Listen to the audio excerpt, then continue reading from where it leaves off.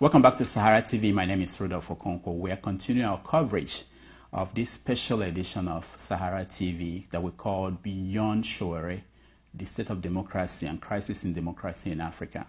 Joining us now is the leader of the IPOB, the Indigenous People of Biafra, Mazi Nnamdi Kanu.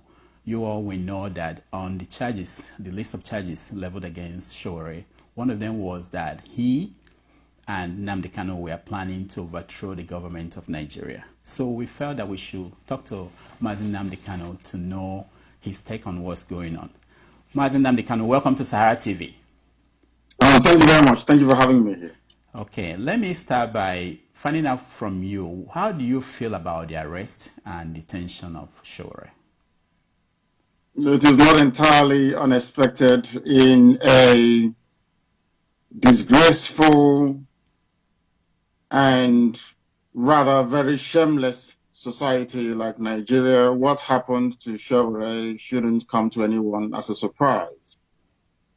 It is the type of democracy that they practice, which has no foundation nor basis in the rule of law. Anything goes. When you have people presiding over the affairs of nearly 200 million people with forged certificates and affidavits, what happened to Showere shouldn't come to anyone as a surprise at all. These are people who are not, by their very nature, civilized nor educated. So they have a very primitive feudal mindset. They are averse to dialogue and to discussion and to progressive ideas. All they understand is to kill and to loot. And that's what they've been doing, and that's what they will continue to do. Maybe now that they have oil in the north, or so we are led to believe, they will leave all of us alone. Now, okay, let's go to one of the charges, as I said in the intro. The government is saying that you and Showere met in New York and you conspired to overthrow the government. Will you be able to tell us what you discussed and if the government is making this up? Of course they are making it up. They will lock up anyone. And I hope and pray that the difficulties, or should I say challenges, that Aisha Buhari is currently undergoing is not related to my last broadcast or penultimate broadcast, where I praised her for her doggedness and her determination. The thing about this set of paranoid kleptomaniacs you have, the Fulani cabal, is that they don't understand how democracy is supposed to function. My discussions with Showere, we managed to put out in the open that same day following our meeting. Anybody with any iota of conscience would want a place where they come from to be run properly. People want decent schools, decent hospitals, good roads, and job opportunities for the younger ones who are coming up. Not everybody is, privileged to be sent abroad the same way that my father sent me abroad, or like Showere himself who lives in America. Not everyone is privileged to be abroad.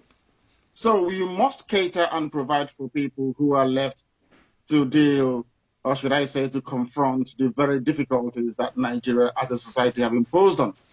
So what we discussed essentially is about the welfare and the well-being of people who are trapped in Nigeria, people who are suffering, people who are in pain and in severe difficulties. And you would expect any conscientious person to be able to have that at the back of their minds when discussing, human beings who are suffering under very intolerable and repressive regimes. So what we discussed were out in the open. So if it was a conspiracy, why would we come before the cameras to actually, say or tell the public what we had discussed?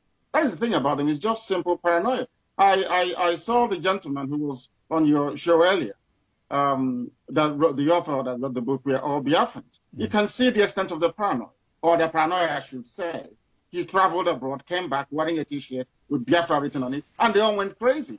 These are the sort of people that we are being forced to deal with or to confront on a daily basis. These are people who don't actually know what democracy, freedom of speech, or rights of people to freely associate is all about. That is Nigeria for you. And when we campaign for Biafra, some people don't understand it. We cannot live in a country with people who claim they're educated but fail to appreciate nor grasp the very final rudiments of what democracy is all about. Now, if in the trial your name will be mentioned, of course, I know you are aware of that. What I am not expecting that the defense will call you, but just imagine if they called you, what are you going to say? Because the government is going to put the case that, okay, this is what they were planning to do in New York. What will you say if just imagine that you were called to by the defense? I will be deposed under oath, of course. I will be deposed under oath, and I will give my testimony. And what I will say to them is that my discussions with Showore were entirely open and very frank. The same discussion you will have, with anybody who is seeking to better the lives of their people. Showore is trying to do the best he can to help ordinary poor Nigerians. I am doing the best I can to help restore Biafra. It's as simple as that. So we met to have a discussion because after all said and done, today Biafra is located geographically within the damnable contraption called Nigeria. And Showore, being an avowed Nigerian, wanted to have a discussion with me, and we met and had discussion. It's nothing to do with about replacing Buhari. After all, Buhari is there. It's Jubril al-Sudani who is there. Why would we want to replace the Sudanese? We just have to chase him, to leave there and go back to Sudan. Buhari is not there. So this whole nonsense about trying to replace Buhari is all balderdash, and they know this. They're just trying to look for an excuse to incarcerate him. And I am sure that Tinubu is behind this. That is, I am absolutely certain that Tinubu is behind all this nonsense. But very soon he will regain his freedom. His bail conditions will be met, and he will regain his freedom. And then the revolution will continue from there. I made it very clear to him that he will be incarcerated, he will be locked up, but he needs to remain very strong. He will outlast all of them. At the end of the day, Showore will emerge as a hero of the Yoruba race, I assure you. Now, you said that Tinubu is behind. Can you give us your reason or the evidence, if you have any, why you think Tinubu is behind his arrest? It is the same gang of people, the same very backward, very regressive, very corrupt gang of criminals. You have some of them in Igbo land as well. Once they see people emerge, people they feel are younger than them, people they feel should be within the age bracket of their children, they begin to feel threatened. Tinubu wants to run for the presidency come 2023, and he sees revolution now as a clear and present danger to that very ambition. So he did all he can to make sure that Showore is incarcerated. It's something that, the likes of Ohaneze and the Southeast governors will do to anyone. I'm sure, even in the North, it's something that the cabal will do to anyone trying to emerge, to try to carve out some semblance of should I say, consistent agitation for the betterment of people within that very society. That's what they do. They've been doing it from 1960. That's how they are wired up. That's what they will continue to do. It's the same everywhere. So the same nonsense you have that Tinubu is doing to Showore is what I've been encountering with those criminals you have in Biafra land. It's in their nature. That's the way they are. They want to run for the presidency, and every obstacle or every perceived threat or obstacle along the way will be eliminated. And that's the way they are. And that's what they have done. Can you see, or are people actually mindful of the ridiculousness of the conditions, of the bail conditions given to Showore? Can you believe that? Now the Nigerians are there now as a treasury, collecting money for the government. I wanted to ask you that question because you were mentioned as one of the reasons why they had to give that tough condition. Do you think it's fair? And what do you think about that bail condition, the conditions that were given to Showore? It's the type of bail condition you give to people that you do not intend to release. Before we even go to the bail conditions, we mustn't lose sight of the fact that a competent court of law, the same man that they went to, the same Justice Taiwo that they went to, granted Showore unconditional release. Unconditional. That's the thing about Black Africans and the way we reason, which I keep lamenting about all the time. We have something defective with our brain. We don't reason very well. Black people, there's something wrong with us. A court gave him unconditional bail. That very court ruling was not obeyed. It wasn't obeyed at all by the cabal that run, by Abba Kyari and his gang that run Nigeria. Now they had to take him to court again for a very stringent bail condition to be issued. And now everybody's talking about Showere's bail condition, not about the fact that he was previously granted unconditional bail. Didn't the same thing happen to you? Now, no. And there was something that you said earlier, which I had to touch upon. Okay. The DSS, the very criminal DSS, were relying on the fact that I am no longer attending Bitanyako's court as an excuse or reason to deny or to campaign for Showere not to be given bail, or to argue for Showere not to be given bail. But within their papers, they also clearly forgot, this is why I'm upset with Parliament, they also forgot that the army came to my house on 14th of September to kill me. I was due in court on the 13th of October. That is completely lost in the narrative, completely lost in the discussion, because that is what Nigeria does. They get you where they want you to be, then they spend a lot of money convincing the media, trying to intimidate them into publishing their own version of the story. Now, I think in the case of Showere, the area, or should I say the topic, that should be the fact that he was granted unconditional bail, and that was not. Now, one of the charges against him was this idea that he insulted the president. Do you concerned about Nigerians being charged to court for insulting the president? And are you worried about that? I am not worried. The same charge was not against me. And during the prima facie phase of our case, it was thrown out by Bitanyaku. You cannot insult somebody in a free society. If that person feels sufficiently aggrieved, they should, of course, have every recourse to the law. That's what they're supposed to do. You cannot, there is nobody called a president.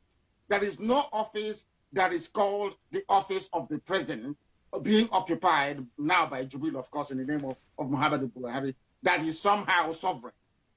No, he's a human being. If he feels aggrieved or insulted, he should consult his lawyers, and it's a private matter. Nothing for the state prosecutor to take up as a charge against somebody. They leveled the same pathetic charge against me, and it was thrown out. All I could have done was to make reference to my case and to say that some nonsense was brought up during my case, and it was dismissed because it has no basis in law. But that is the thing about them. Both the judiciary, which I blame, the Nigerian judiciary is a complete and utter mess. They preside over this injustice, legalized injustice. They allow themselves to be used by the executive, basically to subvert not just the will of the people, but the constitution and judicial process. And that shouldn't be allowed to happen in any sane society. It shouldn't be allowed to happen at all. Now, okay, let's go to other things, because there are so many things I want to touch with you. Now, you made a speech at the European Union in Brussels.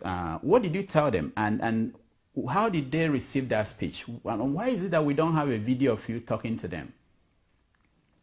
Because a lot of people do not know the length that the Nigerian government will go to suppress our agitation or what they have been doing.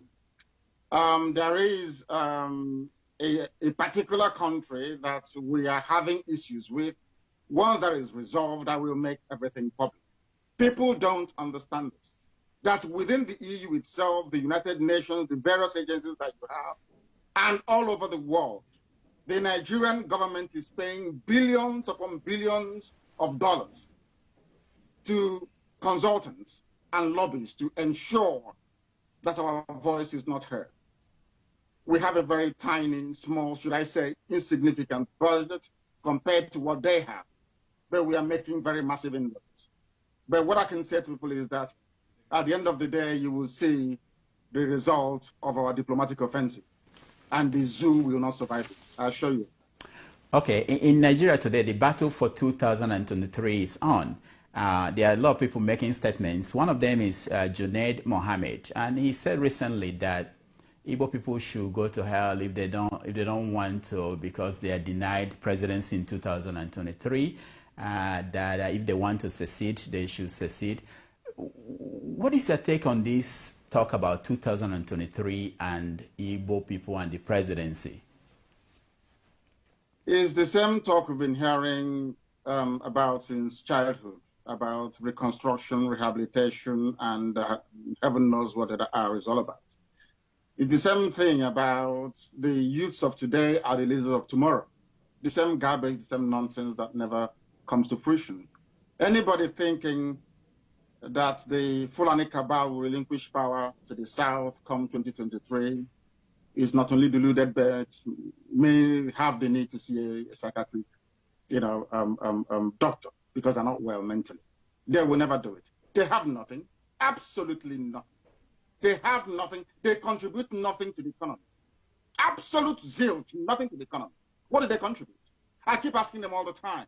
When was the last time you heard about a Fulani writer? When was the last time you heard about a Fulani poet? Is it because of the almost the how do I put it, the monopoly being run by Dangote? What do they contribute to the economy? It's absolutely zero. They contribute nothing. So they're holding on to power for their lives because they understand that to relinquish. I mean, of course, they had a bit of it under Jonathan after Obasanjo and the brief tenure of Yar'Adua. Jonathan came in. They were almost dying on a daily basis. They wanted it back by all means. Thinking that power is coming to the South and wasting their time. I would not allow myself to be drawn into this very debate because it is very childish. That means that our people have learned nothing. Anybody campaigning, anybody pushing for the presidency to be returned to the South is deluded, quite frankly. I wouldn't even dignify them with any measure of contribution beyond what I've said right now. Do you think the same thing about this Hanese group that came out and said that people should forget about your movement and your group and Biafra and fight for Igbo presidency, that's what's important? I think I've lost you. I don't know if you can hear me. Can you hear me? Okay, I can hear you. So you didn't hear my question. I can hear you.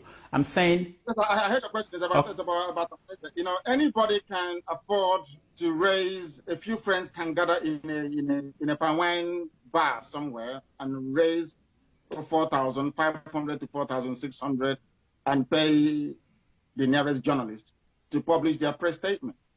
That doesn't make it credible, valid. It is absolute nonsense. Nobody in their right mind, I repeat, nobody in their right mind will even contemplate the possibility of... Okay, I think we are having technical difficulties. His line is frozen. We will take a break and then we'll be right back. 4 years is our turn. You mentioned, does Ohanese have credibility? Okay. Who talks about Ohanese? Do they have any credibility at all? Can they convene a meeting, even a local meeting? Anybody will answer, no, of course we won't go there. Because they know that they are just a front, or should I say an extension of the Fulani Caliphate in our land. They do not matter. Nobody takes them seriously. And quite frankly, I'm even shocked that you're raising this very matter. Because Ohanese doesn't exist. They don't exist on the page of newspapers. All right. They have no credibility on the ground. All right. We are running out of time. Let me ask you one more question about Senator Ike Ekweremadu and what happened to him in Germany. I know you've had time to reflect on the treatment he received from some activists, Biafran activists. Do you think that he got the right treatment, and did that treatment advance your goal?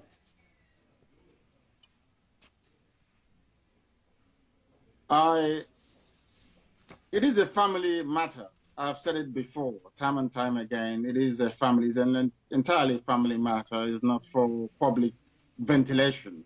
It's not an issue that I wish to discuss in public. It is a private family matter which has been resolved.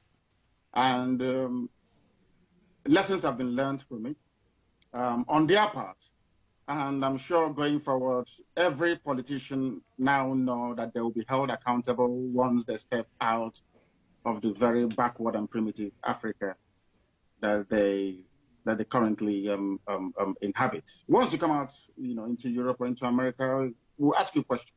You can't be earning salaries and you're junketing all over the place. You can't be earning salaries and you're going to do New Year Festival somewhere. No roads built, no hospitals, nothing, and you're all over the place claiming you're a leader. That will no longer happen. They will be held responsible once they come out, and that is the benchmark that we have set, and we intend to continue doing. All right, Mazi Nnamdi Kanu, thank you so much for joining us. Thank you very much. We appreciate that. So that has been Mazi Nnamdi Kanu, the leader of the indigenous people of Biafra, joining us in this conversation about Showore and all the people being detained in Nigeria and across Africa. We are discussing democracy in crisis in Africa beyond Showore. So when we come back, we are going to go to Ghana, where there are issues with democracy and freedom of the media. We're also going to go to Uganda and Zimbabwe. So stay tuned.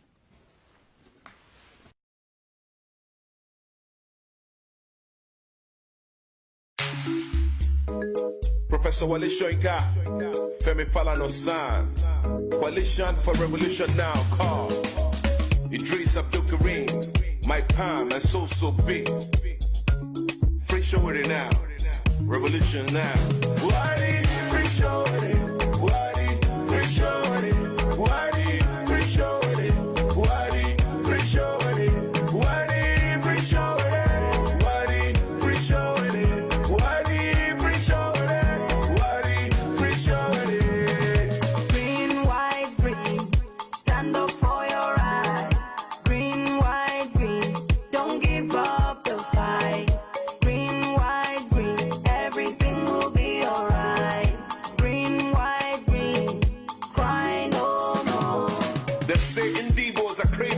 Nigerians, why we so sentimental? Outside Yoruba get criminals. Go Saudi Arabia, make you see proper. Still on the matter with the FBI. Make una the try balance on our propaganda. Nigerians making us proud in America. We got doctors, lawyers, and engineers. Our problem are some Nigerian leaders. We they negotiate with some terrorists. As government don't they negotiate with terrorists. It's time to free my brother Showore. Wadi, free Showore. Wadi, free Showore. Wadi, free Showore.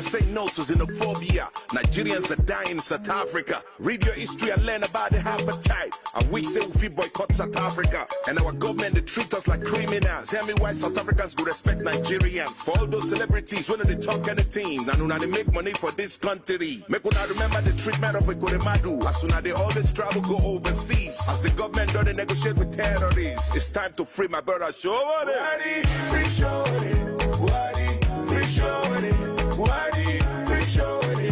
Wadi, free Showore. Wadi, free Showore. Wadi, free Showore. Wadi, free Showore. Wadi, free Showore. Green, white, green, stand up for your rights. Green, white, green, don't give up the fight. Green, white, green, everything will be alright. Green, white, green, cry no more.